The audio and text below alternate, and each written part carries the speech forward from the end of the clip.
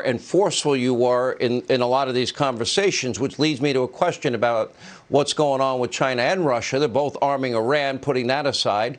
But China in particular has threatened our military bases, Japan's military bases. They lectured our country in front of our Secretary of State, not Mike Pompeo, Blinken, in Anchorage about human rights, of all things, after COVID. And then the communist Chinese are saying we need to beg for permission to land in Taiwan.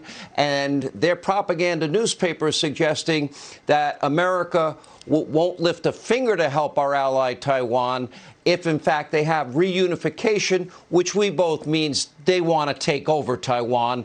And I'm not sure. I disagree with that assessment. I don't believe Joe Biden would lift a finger to help Taiwan. Your thoughts on the new aggressive nature of China? Well, I had a great relationship with President Xi, a really great relationship. We got along great until COVID. Even though I taxed the hell out of him through the tariffs, they weren't happy. But I had a very good relationship. And we met at Mar-a-Lago. And I told him very strongly, do not do anything having to do with Taiwan. Just don't do it. And I said it much stronger than that. I'm not going to say exactly how, but it was said very strongly. This wasn't a call. This was sitting in a sofa at Mar-a-Lago with a meeting that was supposed to last 15 minutes before we went on to various other things within, with our different people. But it lasted for hours. We got along great. The first half hour I said, do not do anything having to do with Taiwan. I know you want to. Do not do it. Anyway, then the election gets rigged, and we end up with a different president. And what happens?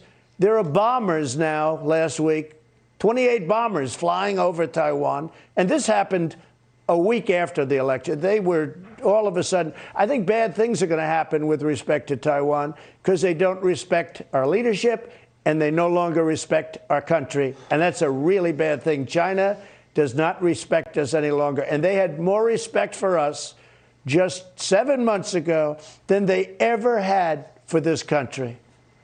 Let me